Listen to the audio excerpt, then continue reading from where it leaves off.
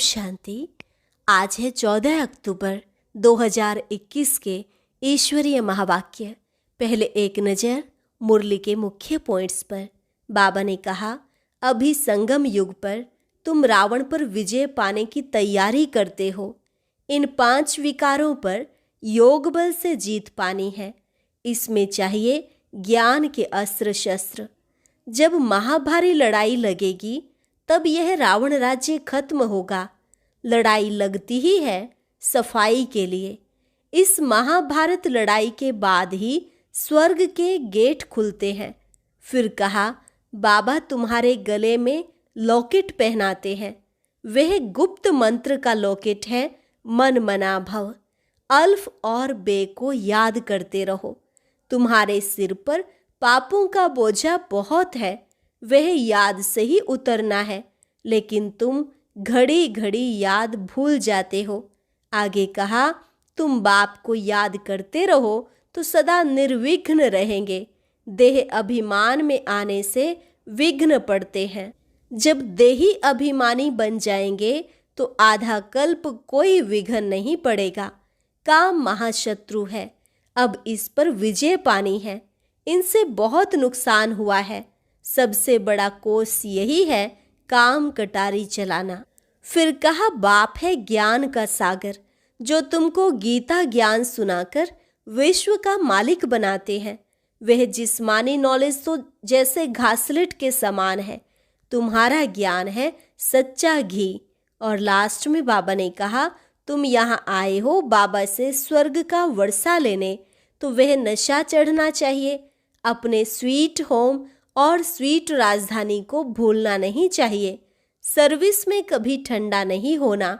जो बच्चे हड्डी सर्विस करते हैं वही महाराज कुमार बनेंगे। और अब सुनते हैं महावाक्यों को विस्तार से। मुरली का सार। मीठे बच्चे, योग बल से विकारों रूपी रावण पर विजय प्राप्त कर सच्चा सच्चा दशहरा मनाओ। प्रश्न, रामायण और महाभारत का आपस में क्या कनेक्शन है? दशहरा किस बात को सिद्ध करता है? उत्तर, दशहरा होना माना रावण खत्म होना और सीताओं को छुटकारा मिलना। लेकिन दशहरा मनाने से तो रावण से छुटकारा मिलता नहीं। जब महाभारत होता है तब सब सीताओं को छुटकारा मिल जाता है। महाभारत लड़ाई से रावण राज्य खत्म होता है, तो रामायण, महाभारत और गीता का आपस में बहुत गहरा कनेक्शन है। गीत, महफिल में जल उठी शम्मा परवानों के लिए। ओम शांति। बाप फरमाते हैं कि तुम हो ब्राह्मण संप्रदाय, तुमको अब दैवी संप्रदाय नहीं कह सकते। तुम हो ब्राह्मण संप्रदाय, पीछे दैवी संप्रदाय बनने वाले हो। यह जो रामायण है, आज दशहरे पर जैसे इनका रामायण पूरा होने वाला है, परंतु पूरा होता नहीं। अगर रावण मरता है तो रामायण की कथा पूरी होनी चाहिए, परंतु होती नहीं है। छुटकारा होता है महाभारत से। अब यह भी समझने की बातें हैं, रामायण क्या है और महाभारत क्या है। दुनिया तो इन बातों को जानती नहीं। रामायण और महाभारत दोनों का कनेक्शन है। महाभारत लड़ाई से रावण राज्य खत्म होता है। फिर यह दशहरा आदि मनाने का ही नहीं है।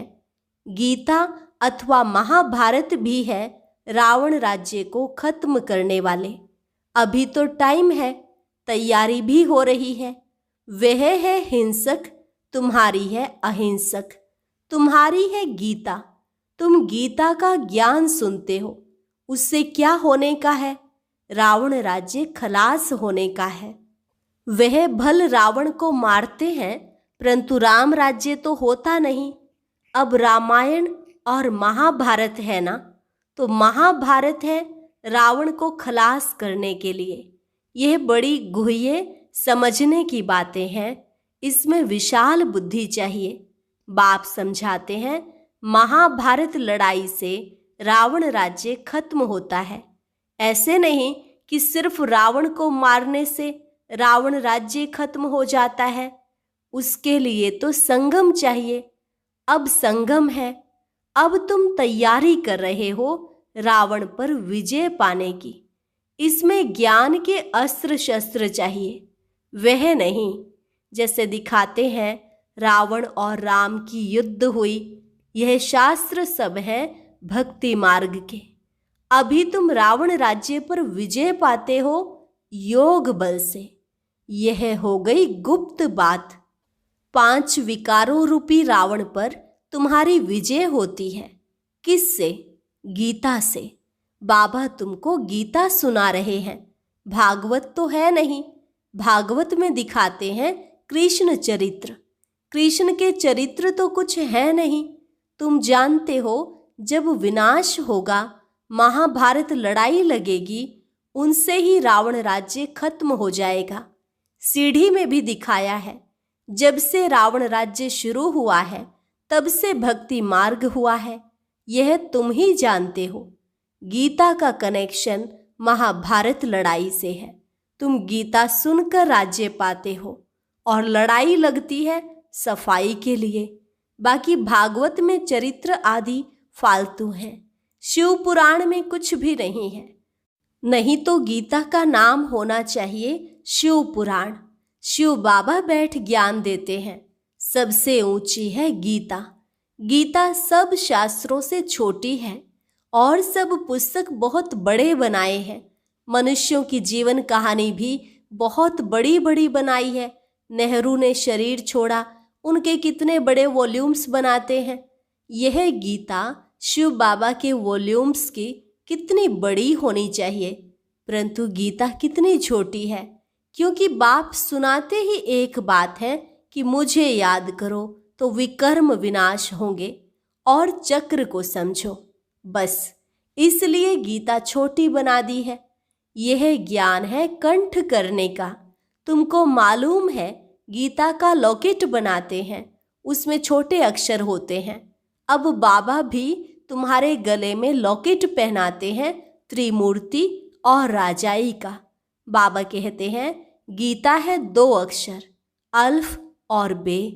यह है गुप्त मंत्र का लॉकेट। मन मना भव, मुझे याद करो तो विकर्म विनाश होंगे। तुम्हारा काम है योग बल से विजय पाना। फिर तुम्हारे लिए सफाई भी चाहिए। बाप समझाते हैं कि तुम्हारे योग बल से ही रावण राज्य का विनाश होना है। रावण राज्य कब शुरू हुआ यह भी जानते नहीं। यह ज्ञान बड़ा सहज है, सेकंड की बात है ना। 84 जन्मों की सीढ़ी में भी इतने इतने जन्म लिए हैं। कितना सहज है। बाप है ज्ञान का सागर। ज्ञान सुनाते ही आते हैं। तुम सब मुरली के कागज इकट्ठे करो तो ढेर हो जाएं। बाप डिटेल में समझाते हैं।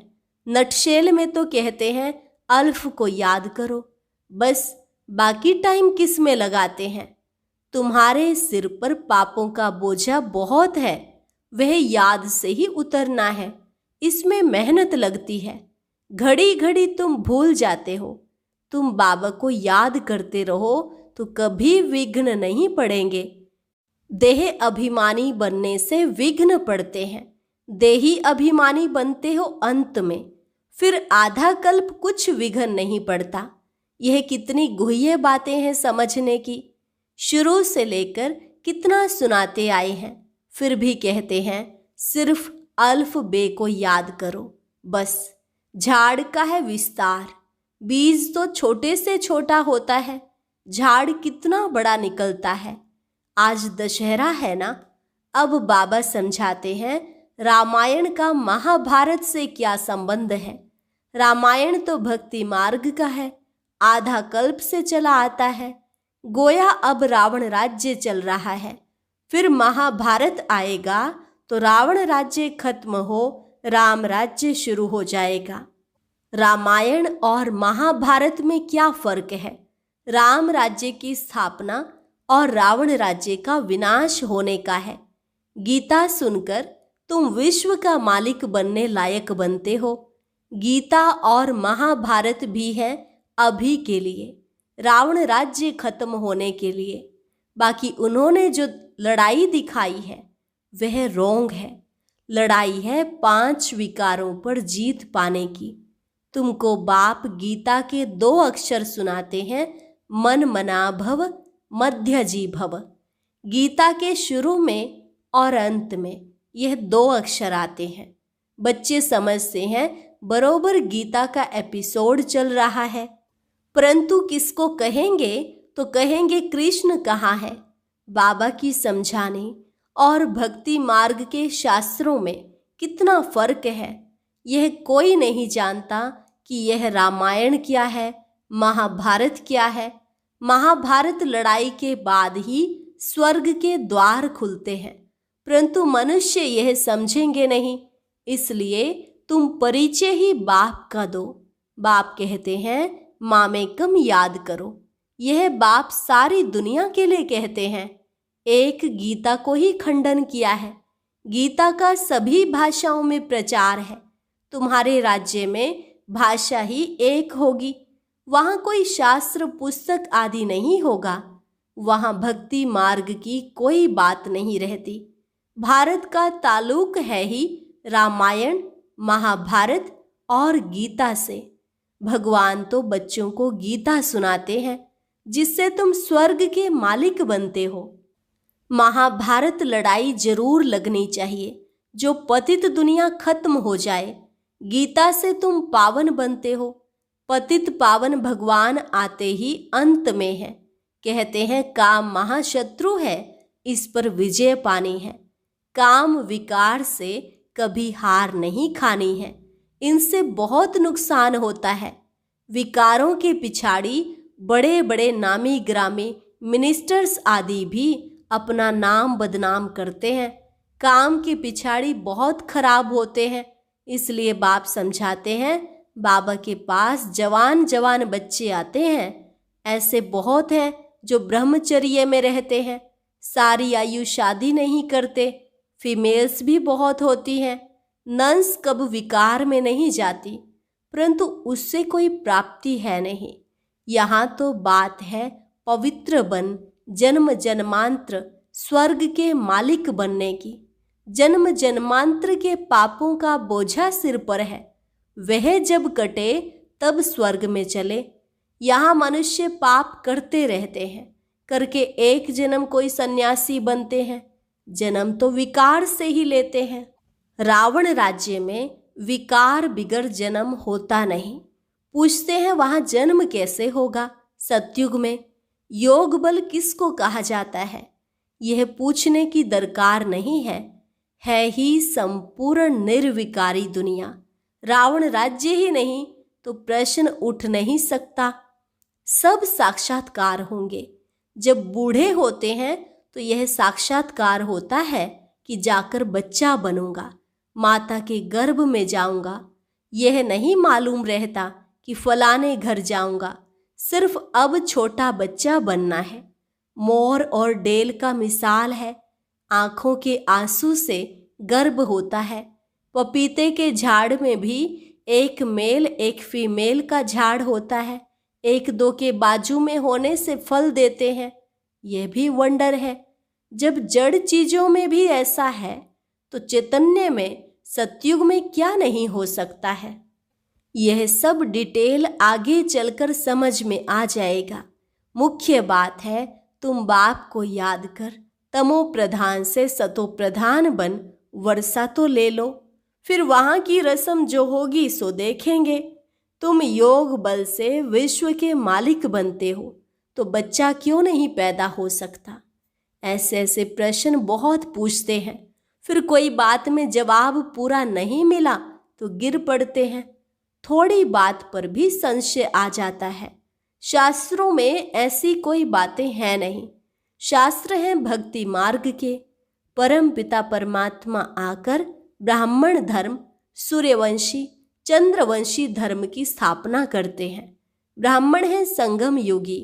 बाबा को संगम युग पर आना पड़ता है। पुकारते भी हैं हे पतित पावन आओ।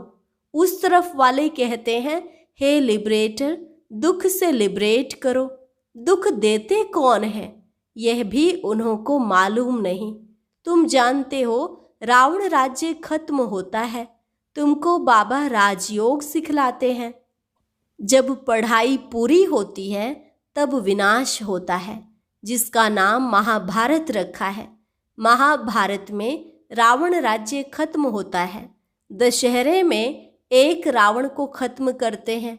वह है हद की बातें, यह है बेहद की बातें। यह सारी दुनिया खत्म हो जाएगी। तो इतनी छोटी छोटी बच्चियां नॉलेज कितनी बड़ी ले रही हो। वह जिस्मानी नॉलेज जैसे घासलेट है, यह है सच्चा घी। तो रात दिन का फर्क है ना। रावण राज्य में तुमको घासलेट खाना पड़ता है, आगे इतना सस्ता सच्चा घी मिलता था, फिर महंगा हो गया तो घासलेट तेल खाना पड़ा। यह गैस बिजली आदि पहले कुछ भी नहीं थे। थोड़े ही वर्षों में कितना फर्क पड़ा है। अभी तुम जानते हो यह सब खत्म होने वाला है। शिव बाबा हमें लक्ष्मी नारायण जैसा बनने के लिए पढ़ा रहे हैं। यह नशा इस बाबा को तो बहुत रहता है। बच्चों को माया भुला देती है। जब कहते हैं हम बाबा से वर्षा लेने आए हैं, तो वह नशा क्यों नहीं चढ़ता। स्वीट होम, स्वीट राजधानी भूल जाती है। बाबा जानते हैं जो जो हड्डी सर्विस करते हैं वही महाराजकुमार बनेंगे। तुमको यह नशा क्यों नहीं रहता है? क्योंकि याद में नहीं रहते, सर्विस में पूरा तत्पर नहीं रहते हैं। कभी तो सर्विस में उछल पड़ते, कभी ठंडे हो जाते। यह हर एक अपने से पूछे, ऐसा होता है ना? कभी कभी भूलें भी हो जाती हैं। इसलिए बाबा समझाते हैं जबान बड़ी मीठी चाहिए, सबको राजी करना है, किसको आवेश न आए। बाप कितना प्यार का सागर है। अब गऊ कोस बंद कराने के लिए कितना माथा मारते हैं। बाबा कहते हैं सबसे बड़ा कोस है काम कटारी चलाना। पहले तो वह बंद करो, बाकी वह कोई बंद होने का नहीं है। कितना माथा मारते हैं। यह काम कटारी दोनों को नहीं चलाना चाहिए। कहाँ मनुष्यों की बात, कहाँ बाप की बात। जो काम विकार को जीतेंगे वही पवित्र दुनिया के मालिक बनेंगे।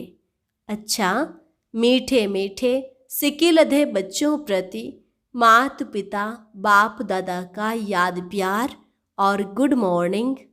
रूहानी बाप की रूहानी बच्चों को नमस्ते। रूहानी बच्चों की रूहानी बाप दादा को नमस्ते नमस्ते, गुड मॉर्निंग। धारणा के लिए मुख्य सार। पहली पॉइंट, बाप समान प्यार का सागर बनना है। कभी भी आवेश में नहीं आना है। अपनी जबान बड़ी मीठी रखनी है, सबको राजी करना है।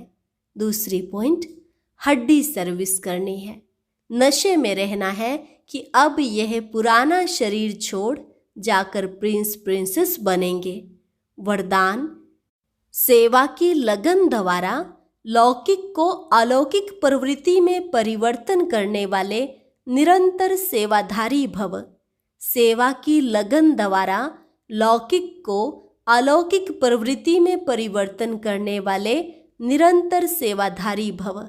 सेवाधारी का कर्तव्य है निरंतर सेवा में रहना, चाहे मनसा सेवा हो, चाहे वाचा व कर्मणा सेवा हो। सेवाधारी कभी भी सेवा को अपने से अलग नहीं समझते। जिनकी बुद्धि में सदा सेवा की लगन रहती है, उनकी लौकिक प्रवृत्ति बदलकर ईश्वरीय प्रवृत्ति हो जाती है। सेवाधारी घर को घर नहीं समझते, लेकिन सेवा स्थान समझकर चलते हैं। सेवाधारी का मुख्य गुण है त्याग। त्याग वृत्ति वाले प्रवृत्ति में तपस्वी मूर्त होकर रहते हैं, जिससे सेवा स्वतः होती है। स्लोगन, अपने संस्कारों को दिव्य बनाना है तो मन बुद्धि को बाप के आगे समर्पित कर दो। अपने संस्कारों को दिव्य बनाना है तो मन बुद्धि को बाप के आगे समर्पित कर दो। अच्छा, ओम शांति। आज की अव्यक्त मुरली जरूर सुने। उसके लिए ऊपर दिए गए बॉक्स को टच करें।